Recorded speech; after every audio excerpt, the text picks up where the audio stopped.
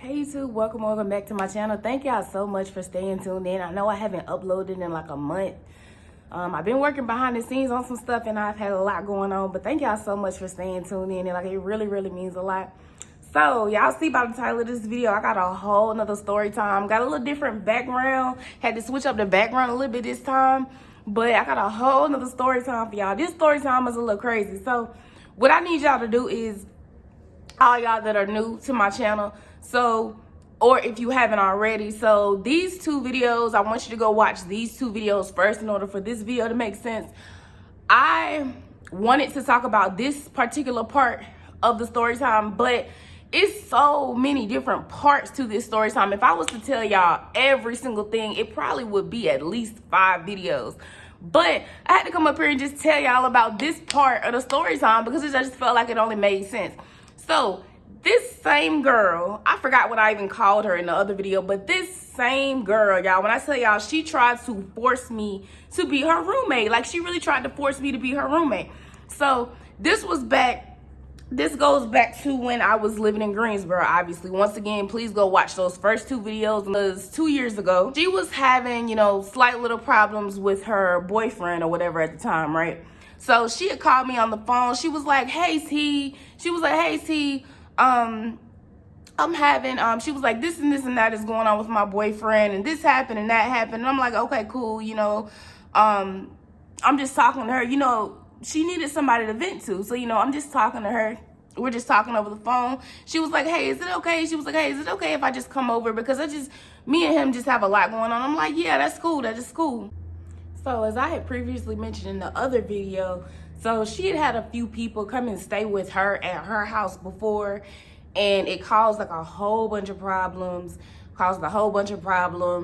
and it caused a whole bunch of drama and all that stuff, right? But I was willing for her to come over. She was really just supposed to be staying for a few nights, but she ended up staying longer, which at the time I didn't mind her staying longer because, I have somebody to talk to. I have somebody, it's kind of to chill with or whatever. So she came over. Everything's good and everything. But like, one thing that I realized was that, okay, so when I went over her house, which it only makes sense, you go over somebody's house, they have rules, they have things that they want a certain way, which y'all can relate. Like, if somebody comes over your house, just like, no, you're just not gonna be doing whatever you want, however you want, whenever you want. It doesn't work that way, because this is my house. You got to respect my house, and you got to respect my space. But I kind of started to peep that she wanted me to respect her space when I came into her space, which we never really had no problems or nothing like that when I would go over to her house. But I peeped when she came over to my house, like, she thought it was like, she thought it was like a party house or like whatever. I'm gonna get into it in a second, but she thought it was like, she thought it was just, she thought this was her crib. She was just giving me the impression, oh, this is my crib too. Like, no ma'am, it doesn't work that way. So I started to peep, this girl was just always constantly in some type of drama. If she wasn't arguing with somebody, she was getting ready to fight somebody. If she wasn't getting ready to fight somebody, she had some type of beef or something with somebody. I was starting to get over it. So y'all know, in the previous slide, she stayed in Durham. I don't know, I haven't spoke to her in a long time. I don't know if she still stays there, but she stayed in Durham at the time, right? So from Durham to Greensboro is about an hour drive. So before, mind you, I remember her telling me this, before she came to Greensboro, she claimed she didn't know anybody that stayed in Greensboro except for one person. So when she came to my house, when she came to my house, all of a sudden one of her exes stays in Greensboro, right? And I'm like, oh my gosh. So again, this little situation that she had with this particular ex, right? I don't know how in the world, but somehow this girl gets to beefing with her ex's baby mama. Somehow she's in the middle of the beef with her ex and her ex's baby mama, because her ex, obviously her ex had a child, and she had a whole little situation going on with that. Now, the situation with me at the time, I did have a boyfriend at the time, but I realized she would say little slick comments about my boyfriend at the time, because the boyfriend that I had at the time, he had a child too. He was the first guy that I talked to that had a child. So she would kind of say little slick things about him. I remember like the very first time that she had came over to my house, not this particular time, but like the first time or like the second time she had came over my house, like when I had moved out there, she was just like, yeah, I feel like, and cause he had called me, me and her were sitting on the couch, we were just talking, and he had called me, and I said, hold on, and then I answered the phone. She was like, yeah, I feel like when Kareem calls, it's kind of like me, but it's just okay, it's okay.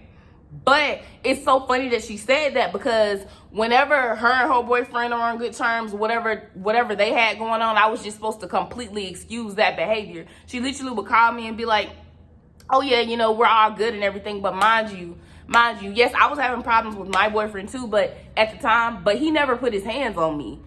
Once again, he never put his hands on me. Her boyfriend at the time, once again, I don't know what the situation is now, I don't really care, but her boyfriend at the time, he was putting his hands on her. They were in physical altercations all the time. They were always fighting, etc., etc. So, this was the situation she had going on with this particular ex or whatever. It was just so much. It was just so much. So, I remember one morning she woke up, she was just so upset, and she's telling me the situation. I don't remember the situation word for word, but she's telling me the situation, and I'm like, aren't you the same person you was just saying really, really slick comments about my boyfriend that doesn't even put his hands on me?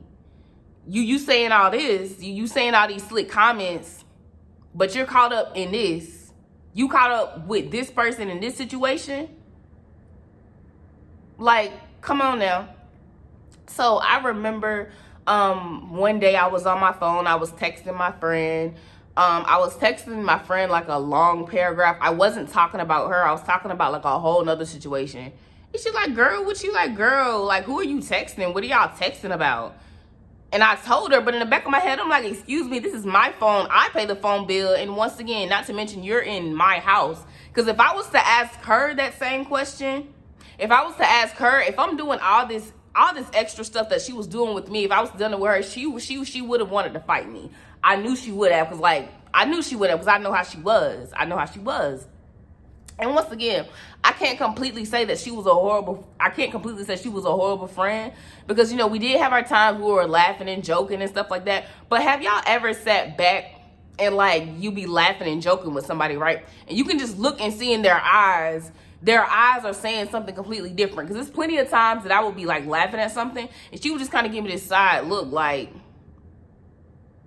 she would just have this like evil look in her eyes, like she wanted to say something to me, or she wanted to be like, damn, when is she ever gonna shut up talking, or when is, you know, y'all know what I'm talking about, just that evil look that people have in their eyes when you're talking or when you're laughing or whatever.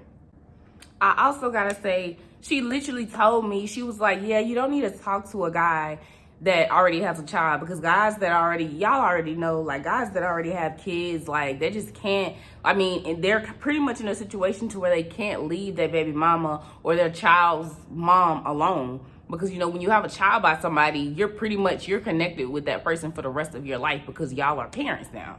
She literally told me that. She was just like, you know, guys that have kids, they're always gonna be around or somehow with their baby mom. And it was just so funny to me how all this is going on, but you telling me something completely different. So it just kind of started to make me side-eye her a little bit. You know what I'm saying? It was just kind of like... And another thing I did for me and her being friends for so long, because we were friends for like a good while we were friends. I realized I started to pick up like toxic traits and toxic habits that she had. Because, you know, y'all heard the saying, you are, what does that saying go? You are who your company is, something like that. Pretty much whoever you surround yourself with, that's pretty much who you start to be like and how you start to be. So, you know, once again, I can't put all the blame on her, because it was me too, because honestly, I should have been cut this girl out. I should have been stopped talking to her or whatever. So fast forward, I remember this one particular day. She was like, so how far do you stay from... I think she said like Summer Avenue or something like that. I was like, Summer Avenue, like that's not too far from my job. I know exactly where it is. She was like, oh, okay. After that, she didn't say anything. And she was like, so is it okay? She was like, so is it okay if my ex comes over?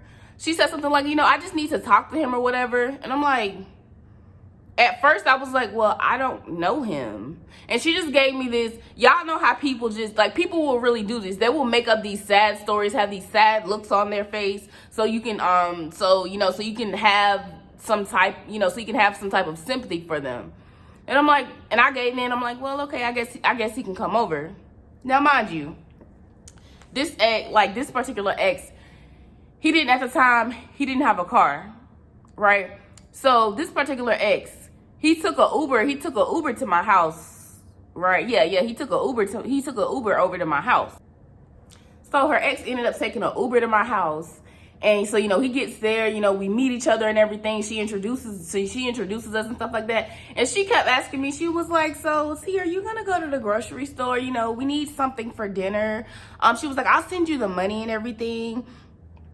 We need something for dinner. But what she was really trying to do was she wanted to get me to go to the store so her and her ex could just be there by herself. But what I did, and I did this on purpose, what I did first was when her ex came in, I sat with both of them in the living room for a good hour or so. And I'm just talking. And she had this little look on her face like, I kind of want us to have a long time. But y'all, if I was to go over her house and ask, oh, can Kareem come over? She would have said no. She'd be like, girl, hell no. I know she would have said no. And like, it really pissed me out because she knew good and well, once again, if I was to ask her if my boyfriend could come over her house, she would be like, no, girl, he can't come over. No, he not coming over. Because like, once again, she didn't even like him, which at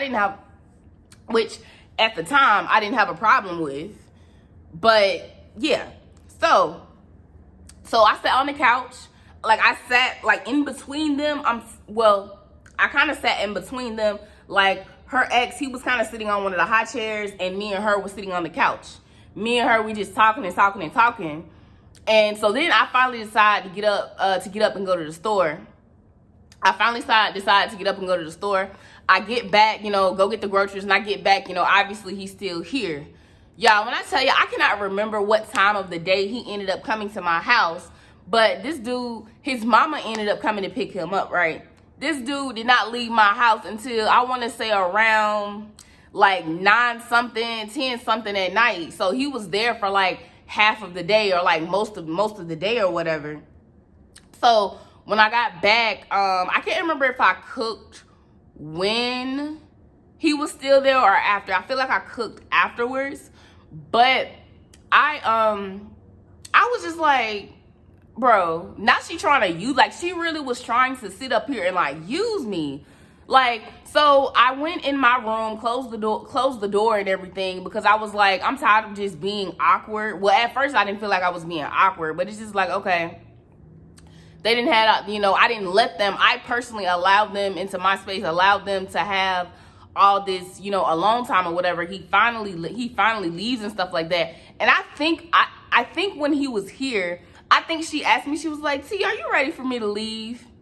I said no, because I didn't want no conflict or whatever, but she probably knew that I was ready for her to leave. Because she knew, like, if the roles were reversed and I was to do something like that or try to do something like that, once again, we would have been arguing, or she would have wanted to fight me. And y'all, there was this whole other situation that, like, I'm not even about to get into for real. But this particular, okay, she didn't have like no problems with this girl, but this particular girl, I'm just gonna call her B. This particular girl was her cousin's best friend, right? And she was like, girl, I'm just call her B. She was like, girl, B, she said something like she either got jumped or she was about to get jumped. And she was like, girl, she was like, yeah, and this happened here in Greensboro. She was like, girl, I would have called you, I would have called you if I knew all this was going on, et cetera, et cetera. And fast forward, she also, I literally remember her telling me, she was just like, my ex, he's just been lying to me. He told me that he didn't stay with his baby mama. He told me that he would just go over there. He told me that he would just go over there to see his child. I didn't know that they lived together. I didn't know that they stayed together. And I'm like, oh my God. And then she would just be like, me and my boyfriend were having all these problems. She was like, and I personally had a situation at where I was staying at the time, that apartment complex. I was having a situation going on that I don't even want to talk about because it was kind of scary. The situation that I had going on was kind of scary. And I did do a story time about that a few years ago, but I did end up deleting the video. But I had like a scary situation going on at the time where I was staying at. So she was like, you know, if you don't feel, she was like, you know, if you don't feel, you know, you don't feel safe and everything, you know, I have this going on with my boyfriend or whatever, you know, me and you, see if me and you could room together, see if me and you could, you know, have our name on the leases. And I'm like, no, I'm good. And she was like, no, like me and you, you know, me and you could stay together and it would be, you know, you wouldn't be staying here by yourself. And I'm like, no, I'm straight. I'm good. Because I was not finna, like, I wasn't finna set myself up like that. I wasn't finna set myself up because she already gave me the impression, oh, this is my crib. I can do whatever I want. And she knew pretty much how to manipulate me. She knew how to make me feel sorry for her so I could give in to like whatever she had going on. But she was the problem. She tried everything, every little situation that she got into. She tried to make it seem like it's always everybody else's fault and nothing is ever her fault. So I was like, no, we not finna do that. I'm not finna put up with that. So fast forward, this is like when I finally decided to cut her off. This was like months after like this little situation. So she calls me, right? And like I just didn't have the energy to talk over the phone. I was like, hey, can you text me? Can we text? And she sent, I believe we were sending audio messages back and forth. She was like, girl, you know, it's a situation that I don't really want to text about. I'd rather talk on the phone about it because it's a really serious situation. And I believe she tried to call me again after that. I didn't answer the phone. And from there, I just blocked her. I blocked her because I literally started to see, I was like, if I keep being friends with this girl, I'm going to be in some type of legal trouble or some type of situation that I can't get myself out of. Because mind y'all, I believe I mentioned this in these other two videos, one of these videos. Her and her boyfriend, when they first moved in together, they weren't even supposed to be living together legally because they had a legal situation going on to where they weren't even supposed to be living together. But you allowed this dude to come into your house and live with you. So you previously created a problem before there was ever even, you created another problem is what I'm trying to say. You created a whole nother problem when it really didn't have to be. And yes, she did explain the situation to me or whatever as to why she allowed him to move in. But it's like, girl, you literally called me one day and was like, I can't even do nothing about it because we're not even supposed to be living together. Baby, that's your fault. And it has nothing to do with me. Period. So yeah, y'all, that's the story time on how this girl really tried to force me to be her roommate.